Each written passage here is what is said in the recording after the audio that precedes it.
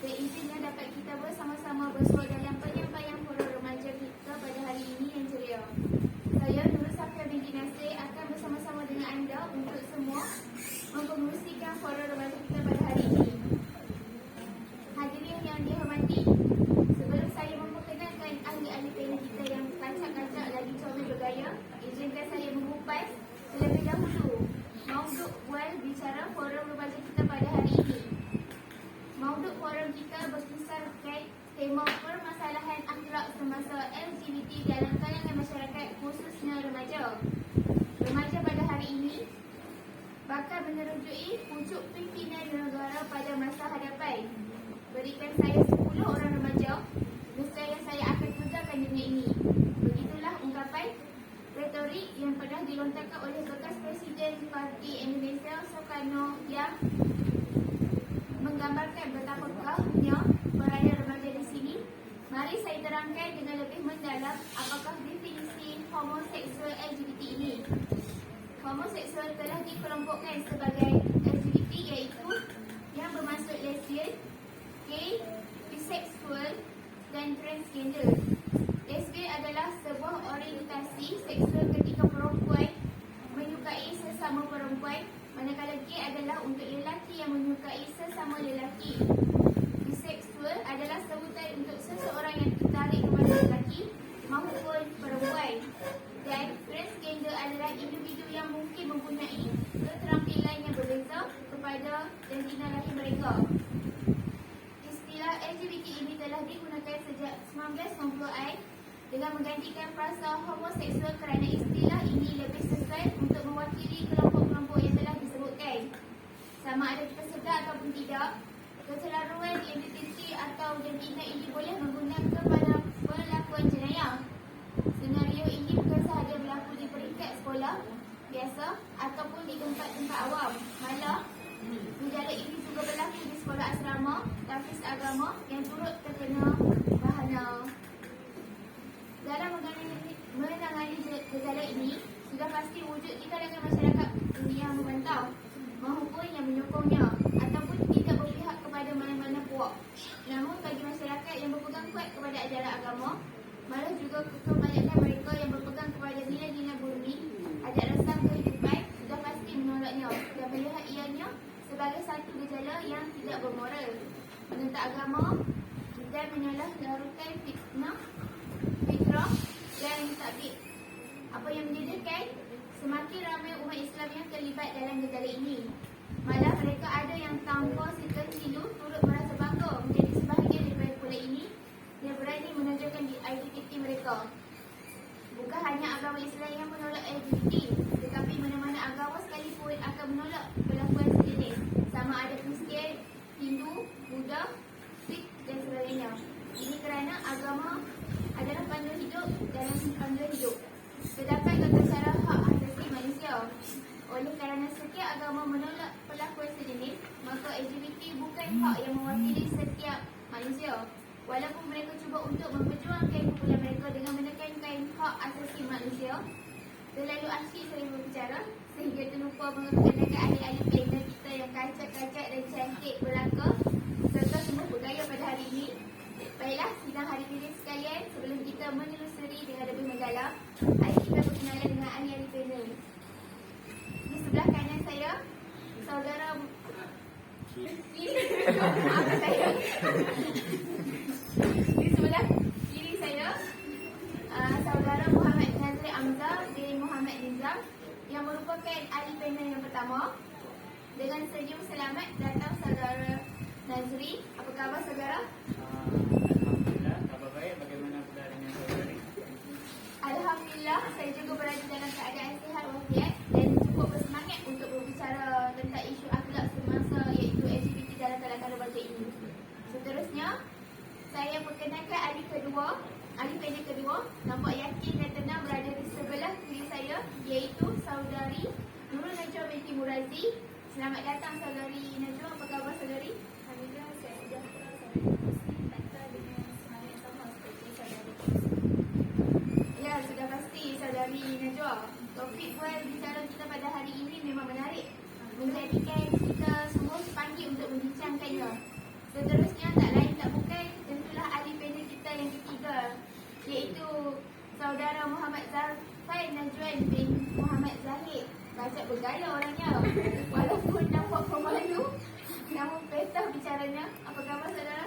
Alhamdulillah, saya baik-baik saja. Maka berada di sini bersama-sama saudari dan para hadirin, salam forum buat semua. Usai salam perkenalan dari semua ahli panel, kembali kita kepada topik forum kita, iaitu tema permasalahan akhlak semasa LGBT dalam kalangan remaja. Sidang hadirin, ahli panel yang dihormati, sudahkah kita tahu apa yang dimaksudkan dengan LGBT? Namun apakah sebenarnya punca ataupun faktor yang menyebabkan berlakunya LGBT?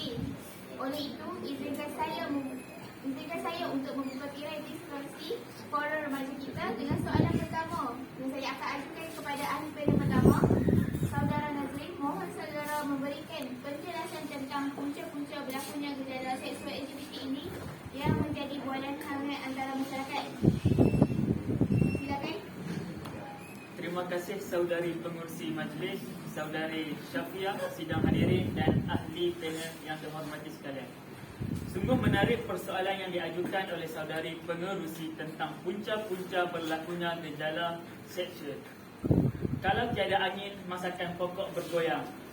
Apakah sebenarnya punca permasalahan akhlak semasa ini sehingga ramai yang berani terjerumus dalam gejala seksual ini? Pada pendapat saya, antara punca yang berlakunya LGBT dalam kalangan golongan remaja adalah dari segi keluarga. Hal ini kerana institusi keluarga merupakan institusi yang paling penting dalam pembinaan sebuah negara. Negara yang terbentuk sekiranya institusi keluarga rapuh.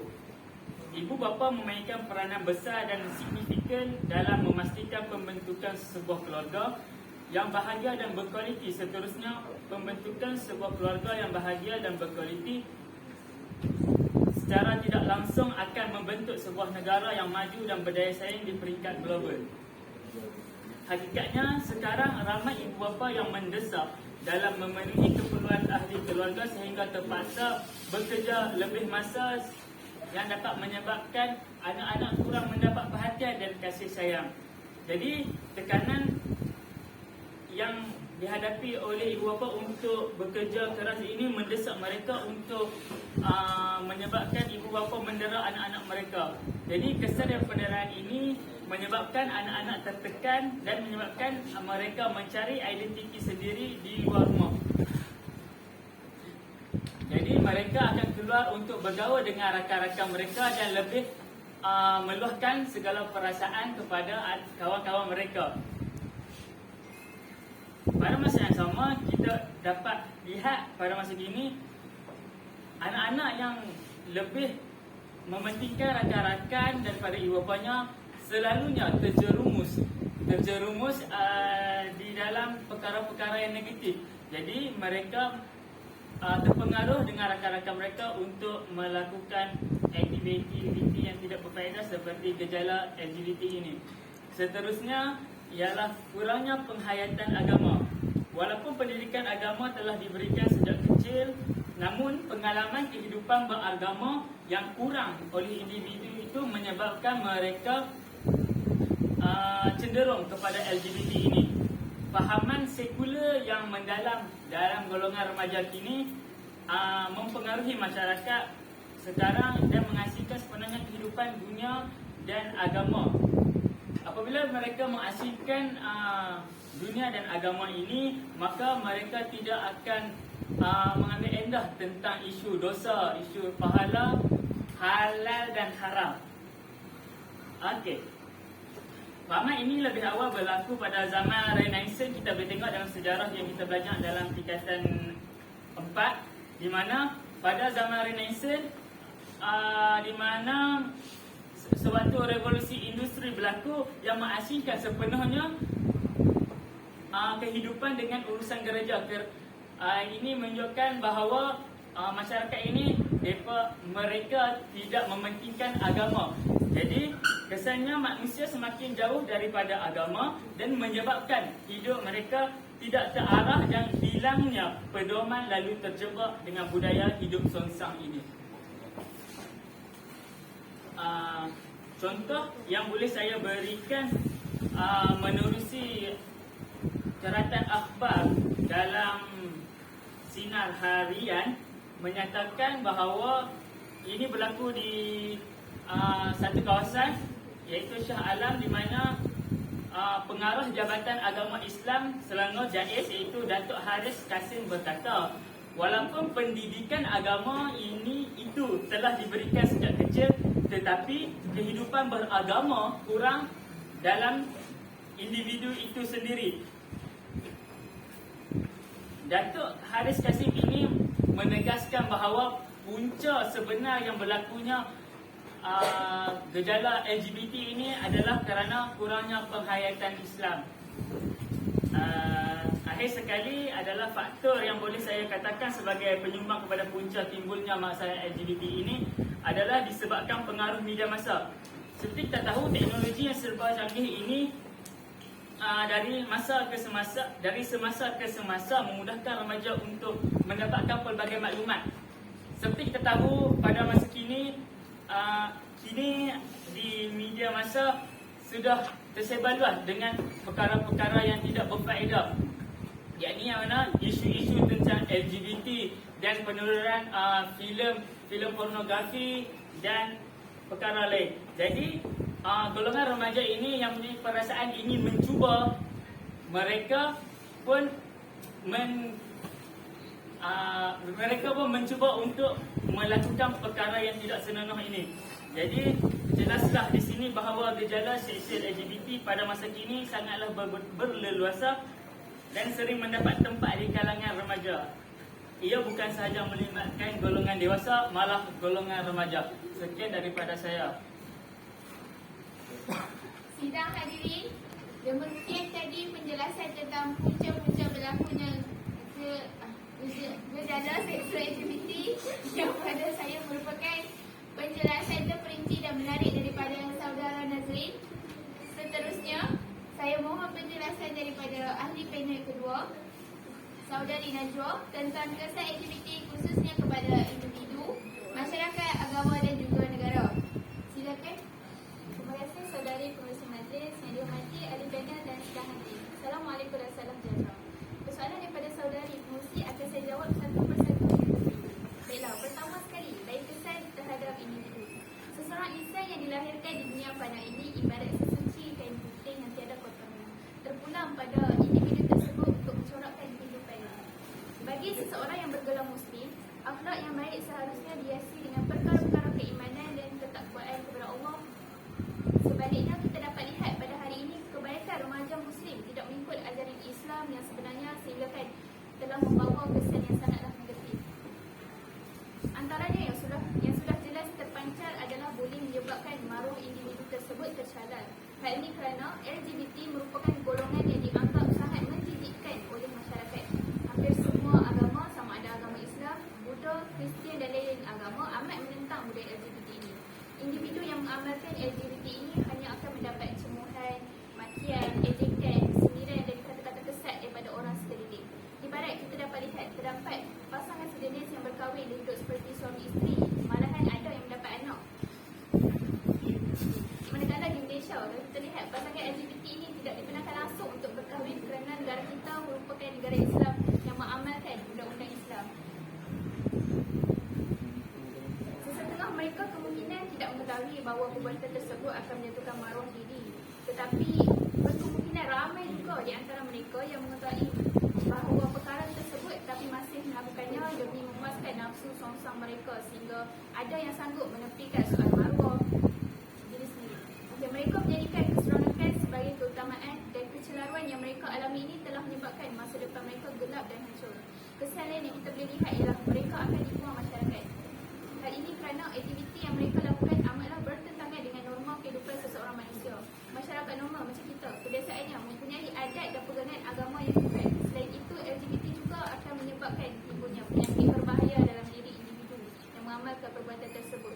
Contoh penyakit yang akan dihadapi oleh pasangan LGBT ini ialah seperti penyakit AIDS, HIV dan penyakit kelamin yang akan membinasakan diri mereka sendiri. Sidang hadirin yang dihormati, selanjutnya kita lihat kesan terhadap keluarga. Keluarga sesungguhnya memainkan peranan yang sangat penting. Keruntuhan sesebuah institusi kekeluargaan menyebabkan hilangnya kebahagiaan. Akhlak seseorang individu remaja yang mulia datangnya daripada sesebuah institusi kekeluargaan yang bahagia. Oleh sebab itu, peruntuhan dalam institusi kekeluargaan akan memberikan kesan yang sangatlah negatif pada seseorang. Akibat daripada kehancuran kekeluargaan akan menjadikan masa depan anak-anak akan terbiar. Kesannya berlaku masalah-masalah sosial seperti budaya lepak, ketagihan dada dan lain-lain. Diteruskan lagi dengan kesan terhadap masyarakat. Terlihat kesan LGBT kepada masyarakat ini ialah golongan mereka akan cuba untuk mempengaruhi masyarakat yang lain untuk menyertai mereka. Hal ini amat membahayakan kerana boleh menyebabkan masyarakat mendapat malu dan pada masa yang sama akan menjatuhkan kehormatan masyarakat tersebut. Kita lihat perkara tersebut akan mencerminkan kemunduran masyarakat dan seterusnya memusnahkan kekuatan moral masyarakat. Selain itu, maruah masyarakat yang menjaga adat tata kusila dan pegangan agama juga akan tersadar. Golongan ini juga akan menjahanamkan institusi kekeluargaan yang akan menimbulkan banyak perkara buruk dari segi sosial, budaya, psikologi, etika dan moral. Dan sekiranya hal ini tidak dibendung, maka tidak heranlah suatu hari nanti akan muncul keruntuhan akhlak dalam kalangan masyarakat, khususnya remaja yang kita risaukan. Namun begitu, terdapat kesan yang paling ketara yang akan dilihat sekiranya akhlak remaja pada hari ini tidak dibentuk dengan segera. Masyarakat di negara ini akan berpecah belah dan tidak bersatu padu. Di sini masyarakat tidak akan mempunyai nilai peribadi yang baik. Tambahan pula akan munculnya jurang antara individu yang melakukan perbuatan-perbuatan tidak sepatutnya. Lagi sekali ditutup dengan kesan LGBT kepada agama ialah matlamat Islam, iaitu agama rasmi di negara kita, untuk meramaikan umat tidak akan tercapai. Hal ini kerana cuba anda bayangkan, lelaki yang bersuamikan lelaki atau perempuan yang beristrikan perempuan, adakah salah satu mereka akan melahirkan zuriat? Sudah pastinya mereka tidak dapat melahirkan anak kerana mereka berkahwin sesama jenis. Sedangkan untuk melahirkan zuriat sudah semestinya memerlukan pasangan lelaki dan perempuan. Selain itu, timbul pula pelbagai masalah kerana mendapat rumah tangga yang kabur. Islam menggalakkan perkahwinan untuk mendapatkan keredaan Allah mengikut sunnah Nabi Muhammad SAW dan mengawal hawa nafsu dengan cara yang halal. Sekiranya salah seorang pasangan suami atau isteri yang terlibat dengan LGBT ini sudah pasti akan memberikan tekanan emosi kepada pasangan masing-masing. Demikianlah antara kesan yang bakal diterima oleh pelbagai pihak jika kejahatan seksual kian berluasan dalam kalangan masyarakat.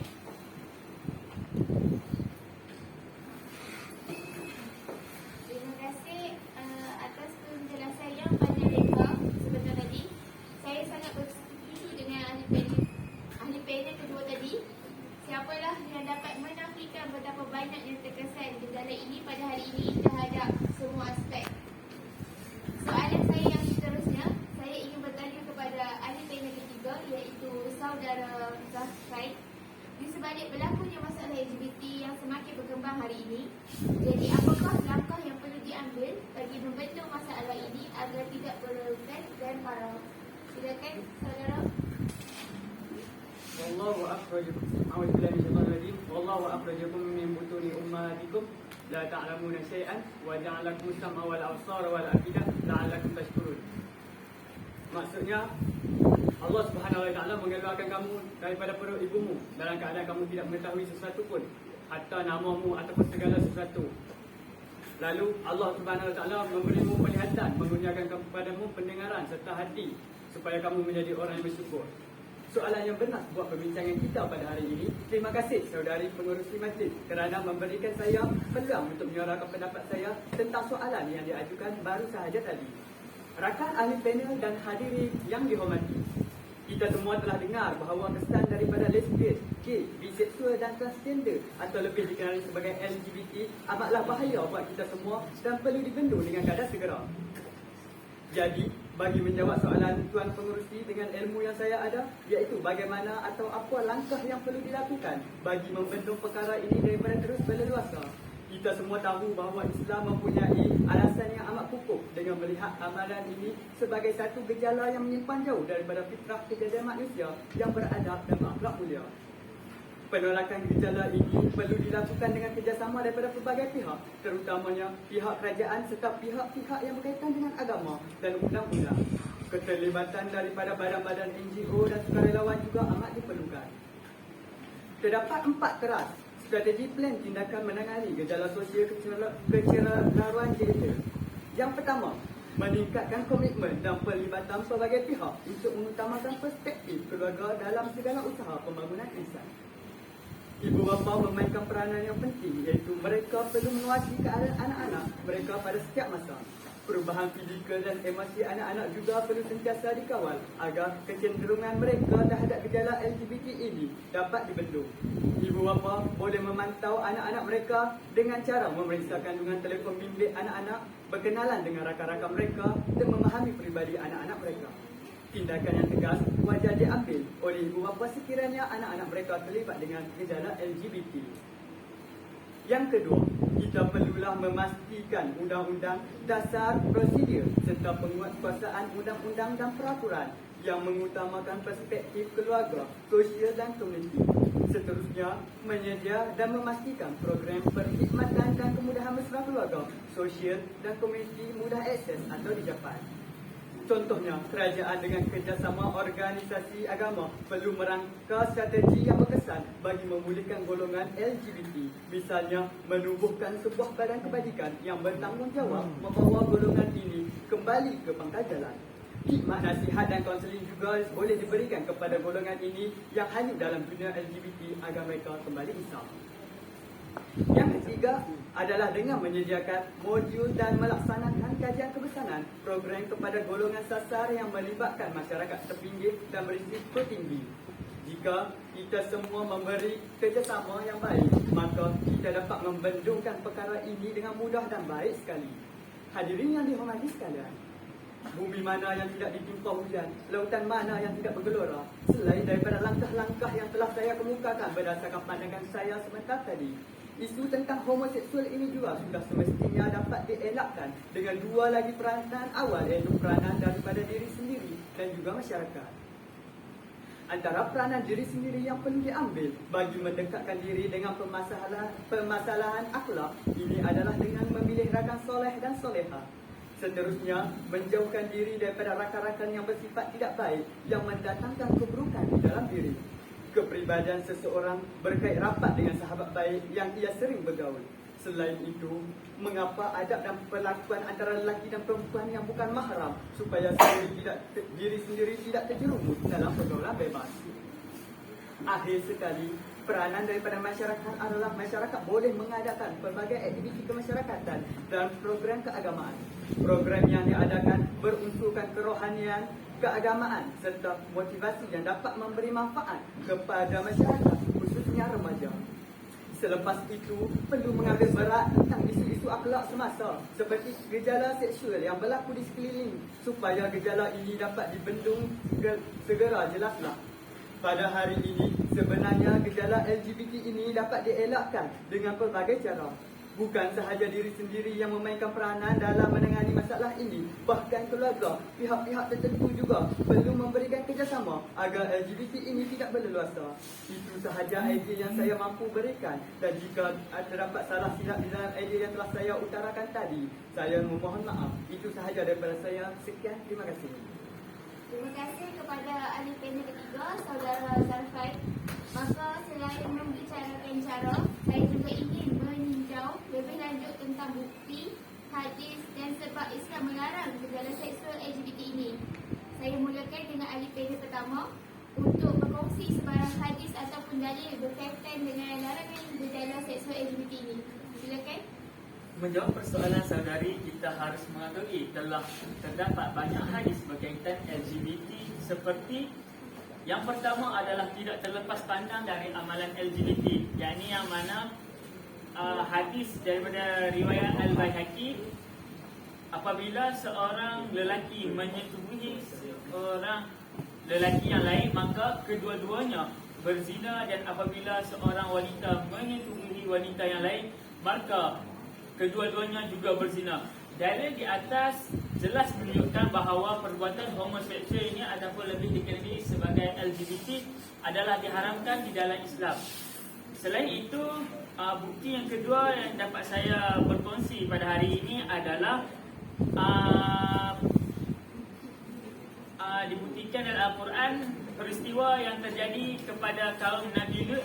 Antara maksiat yang mereka lakukan ialah perlakuan homoseksual di kalangan lelaki maupun wanita. Ini seperti mana disebut oleh Imam Al-Qurtubi yang menukilkan riwayat daripada Ibnu Abbas radhiyallahu anha berkenaan maksiat-maksiat yang mereka lakukan dalam kitab Al-Jami' fil Ahkam Al-Quran.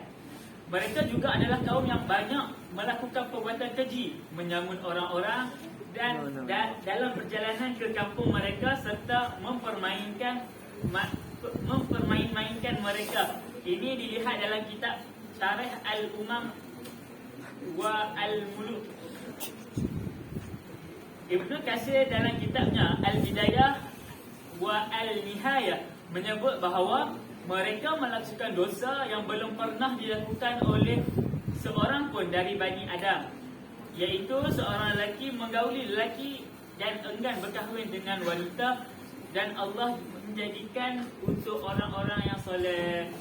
Jadi Allah menjadikan kisah binasanya kaum Lut akibat perbuatan keji mereka sebagai pengejaran bagi seluruh manusia. Pemahaman ini dibuktikan juga dengan penyebutan kaum Lut di dalam Quran diungkapkan sebanyak 27 kali. Semuanya muncul dalam surah Al-Hud, Al-Hijr, Al-Hajj, Al-Naml, Al-Ankabut dan banyak lagi.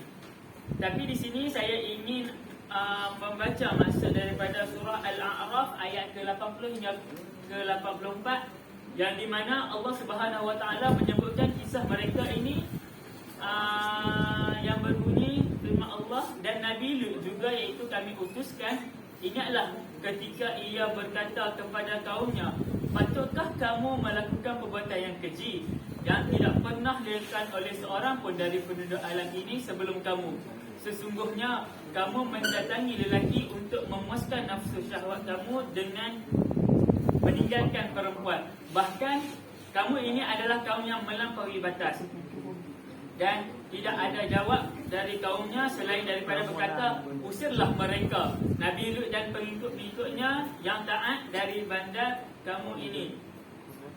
Sesungguhnya mereka adalah orang-orang yang mendakwa mensucikan diri. Maka kami selamatkan dia dan keluarganya serta pengikut-pengikutnya, melainkan isterinya adalah ia dari orang-orang yang dibinasakan. Dan kami telah menghujani mereka dengan hujan, yakni batu yang membinasakan. Oleh itu, lihatlah bagaimana akibat orang-orang yang melakukan kesalahan. Sekian adalah contoh-contoh atau bukti-bukti yang telah disampaikan di dalam Al-Quran, yang telah termasuk dalam Al-Quran. Jadi di sini kita wajiblah mengikut seruan agama untuk tidak melakukan perkara-perkara yang keji agar hidup kita aman dan harmonis. Sekian daripada saya serahkan kembali kepada saudari pengerusi majlis. Terima kasih saudara Nazri. Namun, mengapakah masih ada setengah individu yang bertanya mengapa Islam melarang perbuatan ini? Ya, dan seolah-olah mereka berbangga dengan perbuatan tertentu ini. Ahli panel ketiga, saudara Zarfan, apakah hujah anda akan kongsikan? Terima kasih diucapkan kepada pengurusi majlis atas persoalan yang telah dilontarkan. Baiklah, untuk menjawab persoalan ini, saya memetik kata Ibnu Hajar, iaitu sesiapa dengan sengaja menzahirkan maksud yang dilakukan diri sendiri atau menceritakan dosa mereka kepada orang lain, Allah Subhanahu Wa Taala sangat marah kepada mereka. Hingga dengan sebab itu, Allah Subhanahu Wa Taala tidak menuntut keaiban mereka, iaitu keaiban mereka disedahkan bahkan oleh mereka sendiri. Perbuatan mereka ini menunjukkan bahawa Allah Subhanahu Wa Taala telah mencabut rasa malu daripada diri hingga tidak terasa segan mendedahkan keaiban diri.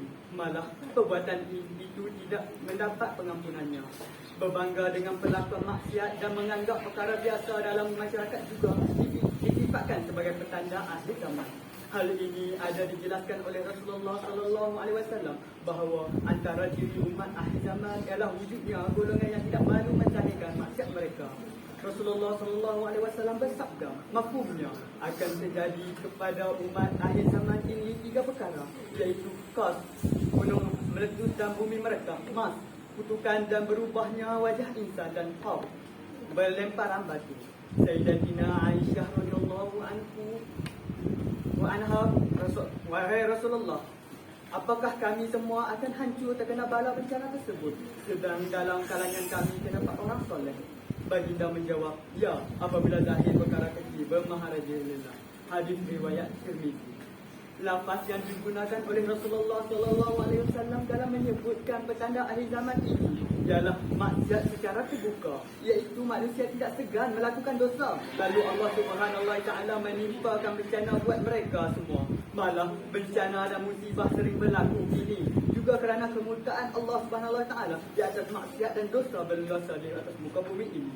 Firman Allah Subhanahu Wa Taala, maka setiap dari mereka itu kami binasakan dengan sebab dosanya mereka sendiri, iaitu ada antara mereka yang kami hantarkan angin ribut menghujaninya dengan batu, dan ada yang dibinasakan dengan letikan suara menggemparkan bumi, dan ada yang kami timpuskan di bumi, dan ada pula kami tenggelamkan di laut. Dan ingatlah, Allah Subhanahu Wa Taala tidak sesekali menganiaya mereka, tetapi mereka lah yang menganiayai diri sendiri.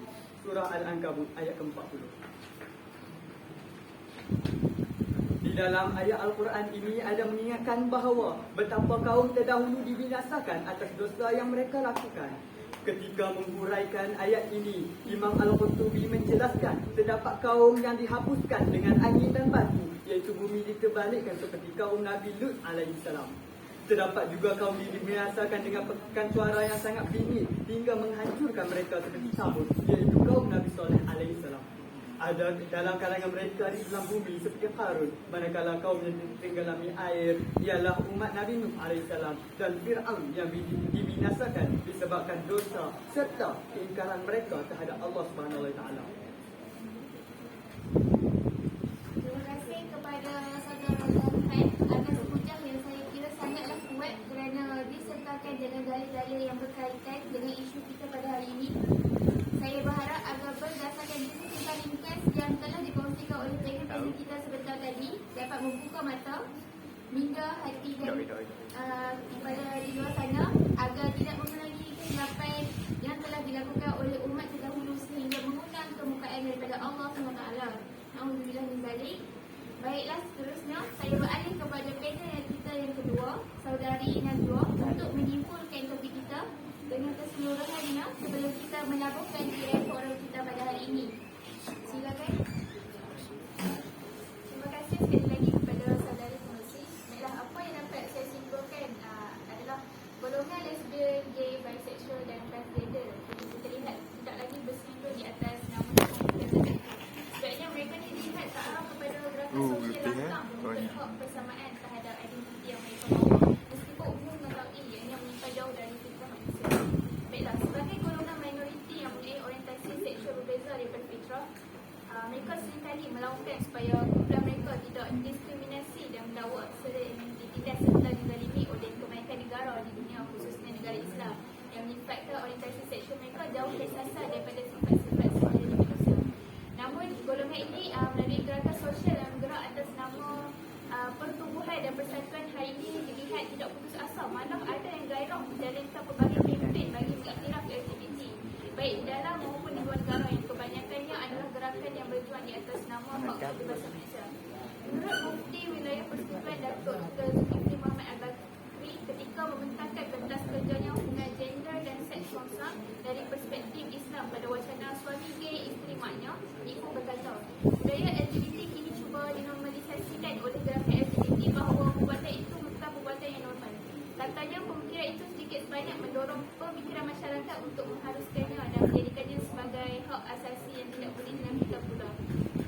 Dan di sini terdapat juga satu hadis fitnah dan akhar yang mengisyaratkan tersebarnya perbuatan lesbian dan gay pada akhir zaman, seperti hadis Anas radhiyallahu anhu bahawa baginda SAW bersabda bermaksud, apabila umatku menghalalkan 5 perkara, maka kehancuranlah ke atas mereka. Yang pertama, apabila terzahir laknat-melaknat, meminum arak, memakai sutra bagi lelaki, mengambil penyanyi wanita, lelaki menjadi gay dan wanita menjadi lesbian.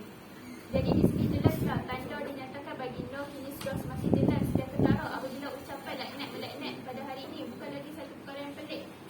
Manakala 4 lagi tanda dinyatakan sudah lazim kita lihat dan bukan lagi satu yang luar biasa. Walau bagaimanapun, golongan ini sebenarnya boleh dipulihkan jika mendapat sokongan masyarakat selain melalui pendekatan bersih mereka dan menyelami mengapa mereka memilih cara hidup seperti itu. Namun apa yang jelas, tugas membendung dan menangani perkara itu kini telah pun menjadi tanggungjawab semua pihak termasuklah pemerintah dan dalam mengenakan hukuman, peraturan atau polisi yang paling berkesan dalam menanganinya serta menekannya daripada berkembang. Ibu bapa, pendidik, orang berpengaruh dan juga masyarakat perlu memberikan kecaknaan serta keprihatinan untuk sama-sama menangani isu ini sekaligus memberikan pemahaman akan kesan dan pengaruhnya kepada semua pihak dengan sebaiknya seperti yang telah pun saudara Zarfan jelaskan sebentar tadi. Jadi saya rasa sampai di sini saja daripada saya. Sekian. Baiklah, terima kasih diucapkan kepada saudari Najwa atas kesimpulan yang telah diberikan sebentar tadi. Demikian tadi rumusan bual bicara daripada semua ahli panel kita tentang permasalahan akhlak semasa aktiviti dalam kalangan masyarakat khususnya remaja. Tugasnya, bulat air kerana pembentuk, bulat kata kerana muafakat, kata sepakat yang dicapai dengan usaha tanpa kena erti jamu kerana kalau tidak dipenuhkan uyung makanan manakah dapat satunya, maka hasrat untuk terus menyelamatkan remaja kini dari terjebak dalam aktiviti kehancuran akhlak ini akan menjadi realiti. Terima kasih diucapkan kepada semua ahli panel yang sudi hadir untuk membicarakan isu tentang permasalahan akhlak semasa aktiviti dalam kalangan masyarakat khususnya remaja. Semoga forum ini menjadi wadah melahirkan remaja yang cakna terhadap isu-isu semasa. Sekian wabillahi taufiq wal hidayah.